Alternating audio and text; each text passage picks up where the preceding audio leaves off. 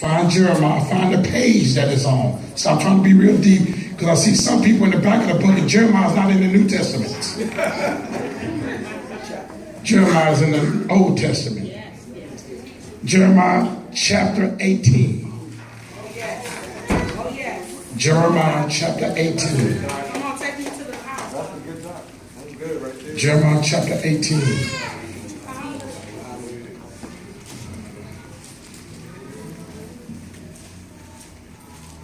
Begin with verse 1.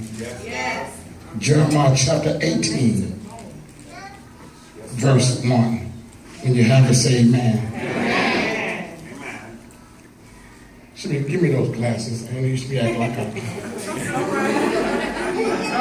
the time. when y'all start getting old, some of y'all gonna be asking for y'all hearing aids. Some of y'all gonna be asking for y'all wig. I seen somebody put their wig on sideways. All right.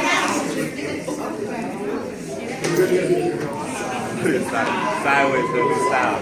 As you get older, you're going to need some assistance. Jeremiah 18, verse 1. The word which came to Jeremiah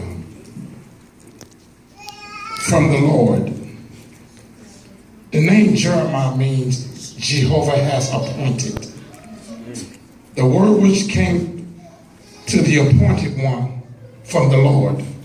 Because God appointed Jeremiah for this mission. Yes, sir. Saying, arise, go down to the potter's house. Yes. And there I will cause thee to hear my words. Then I went down to the potter's house. Jeremiah responded to what God told him to do. Then I went down to the potter's house, and behold, he wrought a work on the wheels. And the vessel that he made of clay was marred. The word marred means it had a different appearance than what he was trying to shape it in. It got perverted. It got disfigured. It got corrupted. In the potter's hand, it started take a funny shape. Even though you're in God's hand, sometimes you can start doing funny things. He said the clay was marred in the hand of the potter, so he made it again another vessel, as seemed good to the potter to make it. Then the word of the Lord came to me, saying, O house of Israel, cannot I do with you as this potter?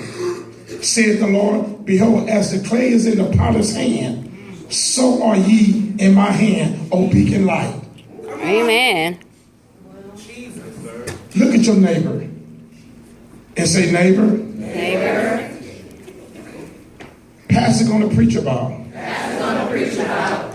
God's hands are still working on me. Still working on me.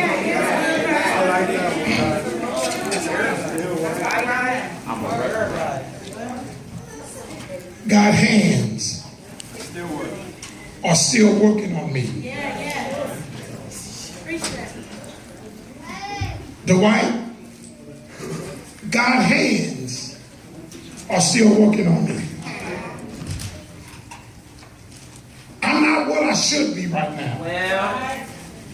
But I thank God I ain't what I used to be. Amen.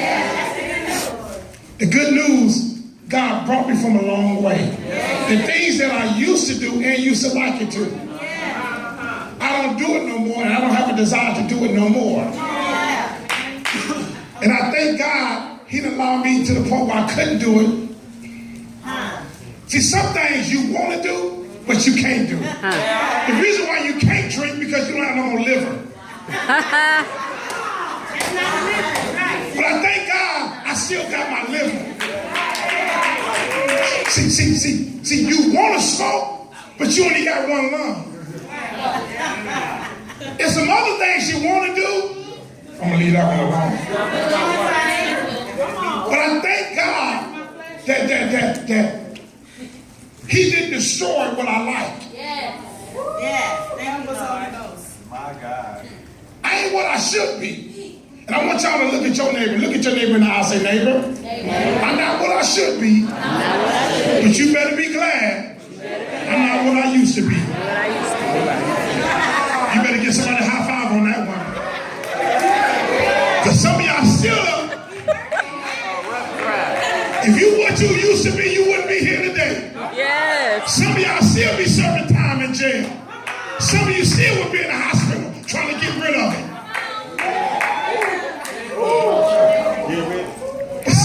But say neighbor, God's hands are still working on me. But you know what I'm glad? That he ever took his hands off me.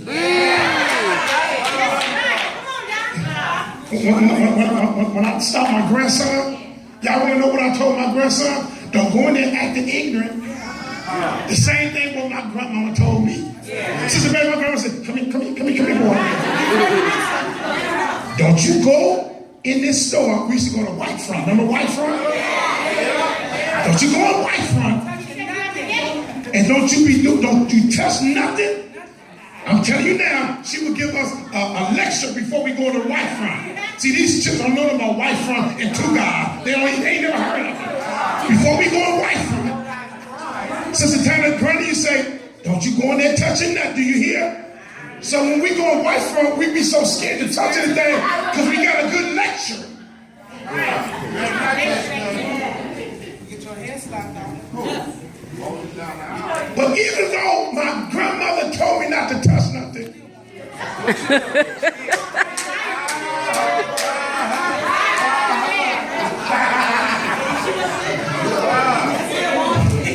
then when we get to the car, she said, what you chewing on? Nothing. Boy, give me that bubblicious. They had bubblicious. Give me that bubblicious. She walked me back in there and I had to tell the manager I was sorry. I said, oh, sorry. When I was crying, telling the manager I was sorry for stealing. But what it did something to me. And my grandma said, I didn't raise no thieves. You're not going to be no thief. I'm glad she kept her hands on me. And you better be glad God's hands. If God's hands wasn't on my life, I'd probably still be serving dope. But I thank God that his hands is still on my life. You better thank God. Say, I thank God that his hands is still on my life. I know a lot of people, I wish God's hands was on their life.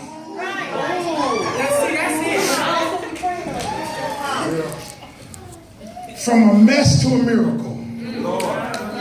Lessons from the Potter's house. God uses many images to describe his relationship with his people. Please hear me. The image of a shepherd to a sheep. He uses an image of a husband on how to treat his wife. A father and a mother to their children. A hen to her chicklets. A physician to his patient. A farmer to his crop.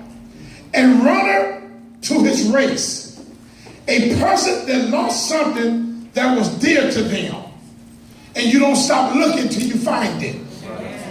He uses metaphors as an example of how the relationship that he has with his people. Just like a shepherd, God leads us, protects us, and he provides for us. He leaded me beside still water because reason why a shepherd would lead sheep beside still water, because sheep were fearful animals. They did not drink from running water. So the shepherd would have to lead the sheep by still water. Then when the sheep would drink, they wouldn't fear. Because sheep knows that when they would drink from running stream, they would drown themselves. So the water had to be still in order for the sheep to take a drink. And some of them would become pissy drunk. Pastor.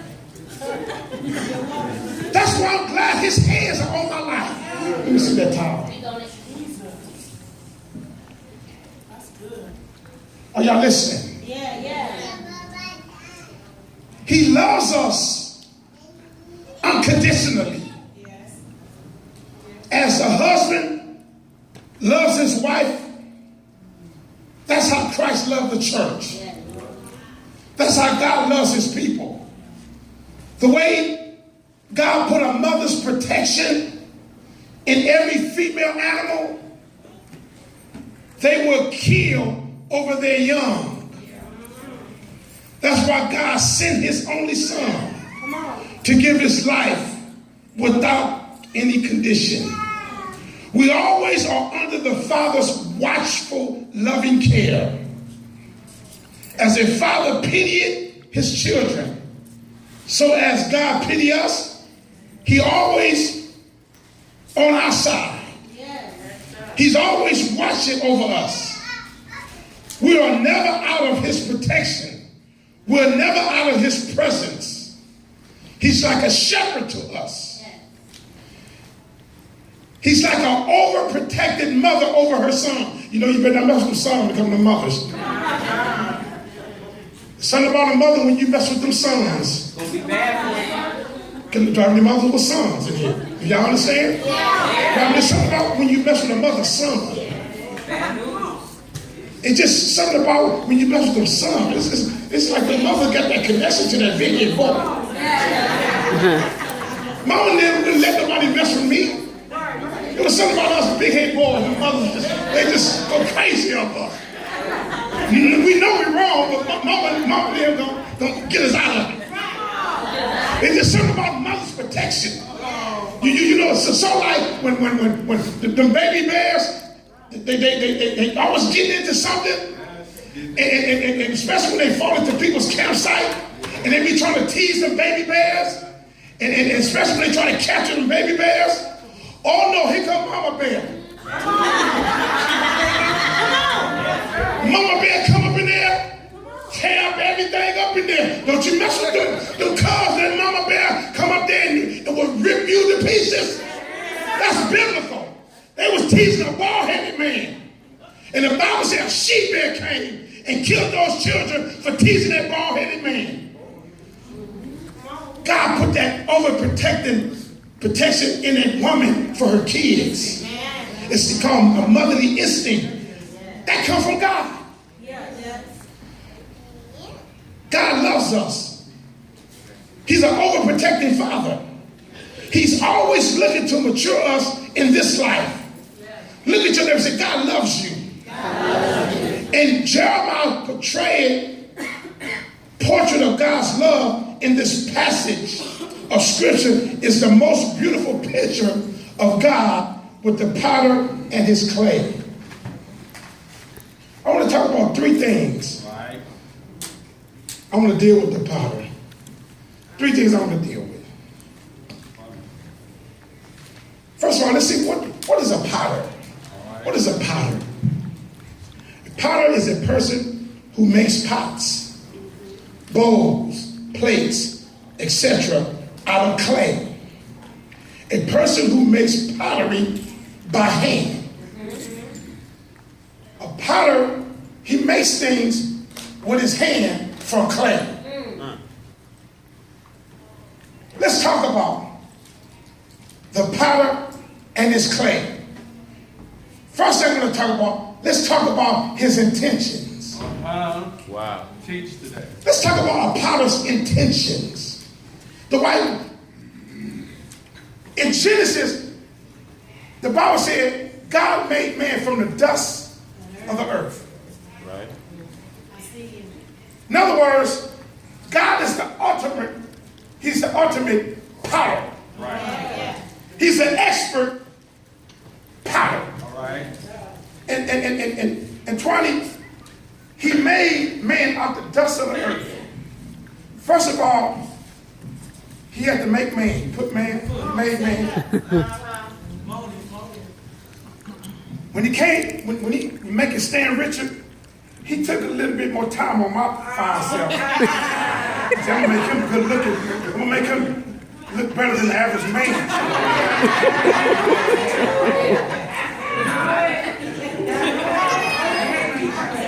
Now it's a sad dog that won't wag his own tail. But when he made like my brother Devin, he just made him real fast.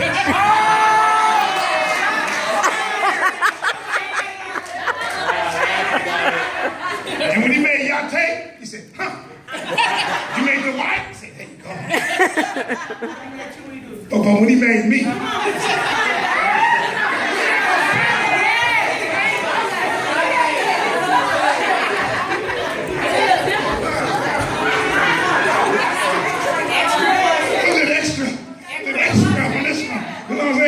he was an extra, you know what I'm saying? You know what I'm saying? I'm talking about somebody was an extra, you know what I'm saying? But what was God's intentions when he made you? Jesus. Wow. He didn't just make you the white. He had intentions for your life. Yeah. See, people think they here by accident. But when God made you, he has some intentions. He didn't intend for you to be a thug. That wasn't his intention. So when I see thugs, I say that wasn't God's intention. When I see stuff that's ungodly, I say that ain't what God intended for that. Yeah. That's right. Intentions are aim, a plan for, a goal to achieve. You wasn't made by accident. It wasn't no accident that God made you, because he had to put a soul in what he made. And what God makes, he put something, he deposited something into what he makes. Yeah. Just because you open up a bank account, you got to put something. Every 30 days. You know the difference between my bank account and Donald Trump's bank account is what he put in it. See, Sister Betty, sometimes you can put into something more than what other people. Well. See, God put into his people something, a goal in mind. When he made you, he put everything into you when he made you. Wow. It's good character. And you acting like God didn't put nothing in you. Look at your neighbor and say, never stop acting the way you acting, because there's more in you than what's coming out of you. What couldn't matter you? Are you here? Jeremiah has a singular purpose. He plans to take clay and produce profitable vessels. He uses ordinary, useless clay. But in his hands, he turns them to vessels of profitable. Because in the beginning stages, we all were made out of clay. Right. The potter has plans. That's his intentions. The Bible said that he knows the plan that he has for you. Plans to prosper you. Plans to give you a future and not harm you. And hope. The potter intends to take worthless clay and turn it into profitable vessels. And that's what God done in Genesis. He breathed into man's nostrils and man became a living soul. You have a soul in your body. Jesus come into the heart of every believer. And then he starts to change the heart of every sinner into a vessel that will be profitable for use to the kingdom of God. Are you listening? Useful for God's work and bring honor and glory to his name. Philippians 1:6 says, being confident of this very thing, that he which had begun a good work in you will perform it until the day of Jesus. God has begun a good work in you. And he gonna perform it to the day of Jesus Christ. And guess who knows what's in you? The devil know that God has plans for you. That's why you catching so much hell. Because the devil do not want you to be doing something for God, and he know the plans that God has for your life. So he know he can't stop it, but he can try to hold up the process. Wow. Why you not what you should be? Because something is holding up the process. You know why I ain't where I should be? Because something is holding up the process. Yes. Look at them and say, something keep holding up the process. Every time I desire to do good, evil is right there. That's what I should do, that I do. And that's what I should be doing, I end up doing it. Oh, wretched man I am. I know what his intentions that he has for me. But something always stopping me. Every time. Something always stopping me. But you know what's so funny? While the potter was making something, clay doesn't always cooperate. No, it don't. Sorry, you preaching. Please say that again. Please. Preaching. Put too much water in. Y'all want to know why clay don't always cooperate? Because whenever something is that can be shaped in some kind of image, the thing that don't want you to be shaped that way, always will try to put a monkey wrench in the person who's trying to shape you. I see you. Wow. I see you. The potter intends to make it a useful vessel, but the clay is not always moldable. It is not always applicable. Right. So the potter has to send the clay through a process. He intends to make it a useful vessel, but in the potter's hand, the clay is not always cooperating. In his intentions to make it a profitable vessel, but with all of his intentions, he still got to work with it. Right. Because when he knows it don't come out right, he start the process all over again. Amen. See, you coming out of something, but you didn't learn the lesson. Well. So you got to go right back through the process. Well. You know why people don't like to go to chemo? Because they don't like the process. And sometimes when the cancer come back, people say, just let it be. Because I'm not willing to go through the process. That's right. That's right. Chemo they don't just give you chemo, it's a process. Come on, sir, teach. And most people do not want to go through a process. If you want to do what's right, there's a process in making the right decision. Because you're so used to making wrong decisions. If you got 5 women and you want to be married, there's a process that has to take place. I know we're going to get no amens on that one. If you got 5 men and you want to be faithful to one, you got to go through a process. Somebody going to break your heart in that 5. Somebody going to dog you out in that 5. And God, he had to process you in order to get you focused. Sometimes the same people you're dealing with going to dog you out, going to walk away from you, going to be with somebody you know is going to make you mad. But God is trying to strip you of some stuff to get you focused on. Come on. No, we're going to get too much amens on that one either. Second point. We know the potter's intentions. Let's look at the potter's ingredients. Wow. We know his intentions. Let's look at the potter's ingredients. In other words, what is he working with? Wow. We looked at the potter's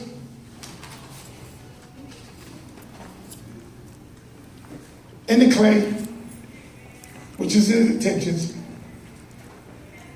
Let's look at the potter's and his corrections.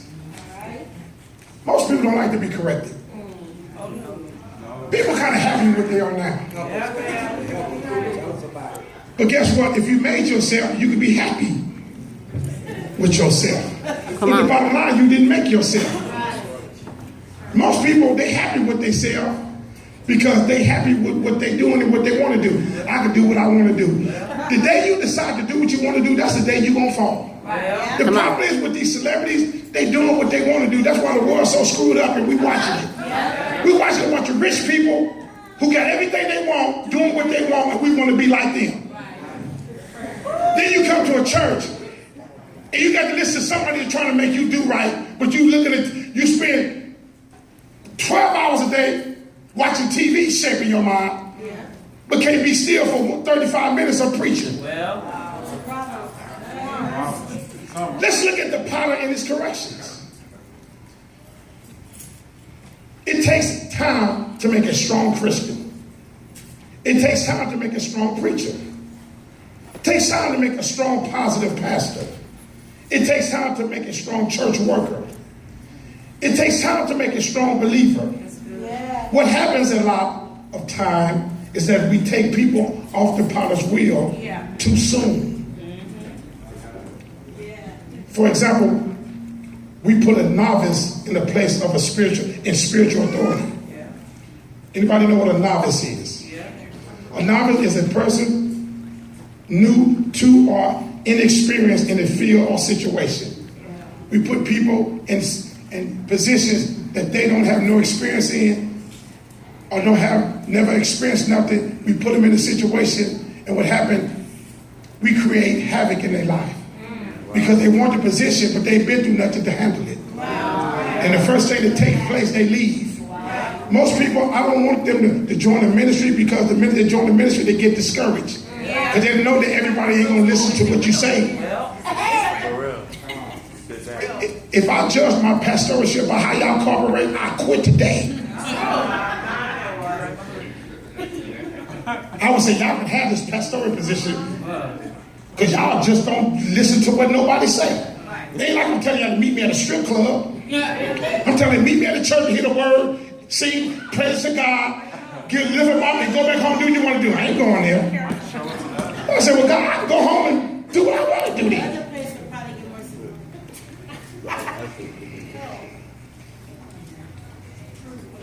You putting people in a position that never suffered. They never have enough trials in their life. They never have enough sickness. They never have enough disappointments. And when God can't take you through everything you need to go through in order to be useful, you will be clever enough to get where you don't belong. And most people want position, but they can't handle it. You want a position, but you ain't faithful to what you don't have. How you gonna be faithful to your husband when you're not faithful to your boyfriend?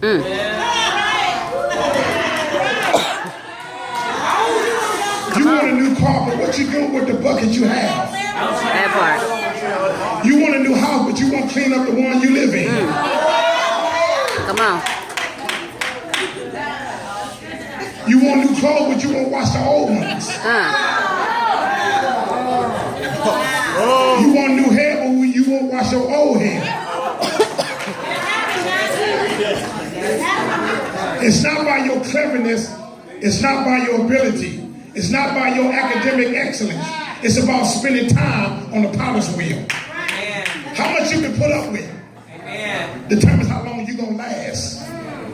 In order to turn the clay into a useful vessel, the potter must work with the ingredients and the materials that he has to work with. It leaves much to be desired. It's surprising with what the Lord is doing, but what he has to do it with. It's surprising with what God is doing at Beacon Light, with the raw material that he has to do it with. Starting with Stanley Richards. Because you think since you've been around here a while that you are worth something, Stanley Richard. But God takes worthless material and ingredients, forms and shapes it to a useful vessel for his service. But you got to go through the process. You're going to have some disappointments. Stanley Richard, you're going to have some members that's not going to obey you. You're going to have some members that's not going to come to everything. Stanley Richard, everybody ain't going to do what God say through you all the time. You're going to be let down. But if you base your pastorship about people letting you down, you're not going to be a good pastor. You got to spend some time on the potter's wheel. Clay, as it is found on the ground, is not suitable for the potter's use. It's brought out and is allowed to weather for weeks. Look at the ingredients Jesus had to work with when you first came to him. Let's see what Jesus had to work with. Can I mention the ingredients that Jesus had to work with you? Can I mention some ingredients? Okay, talk about it.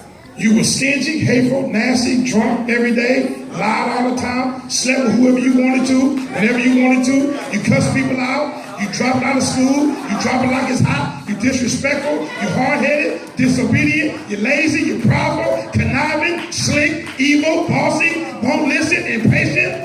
Those are the ingredients that Jesus had to work with. Come on. So what you looking at me for? That's what Jesus had to work. And look what I got to work with. People come when they feel like it. So now I know how you feel, God. I see what you work with, and look what I'm working with. Look what the potter had to work with. Look at the clay he had to work with. Look at what he's doing. Look what the dirt. And you know what makes me mad? We all made out of dirt, but some dirt think they better than another dirt. Some dirt won't shake your hands. They want to put some. Most people want to put a sanitizer before they. You made out of dirt too. Nigga, you stink too. But they want to put sanitizer on their hand when they say, you made out of dirt. How you going to sanitize dirt? You got 10,000 members and you won't shake one member's hand? You made out of the same stuff your members made out of. How am I getting mad at y'all? I was disobedient. I was nasty, dirty, low down, hoodlum. But now I'm getting mad at y'all because God got mad at me. Wow. They made out of the same stuff you made out of, Pastor Stanley Richard. You better talk to yourself. Come on. Oh, yeah. God has to work with that type of clay. He does. He has to send this type of clay through a shifter screen. And he has to shake it through.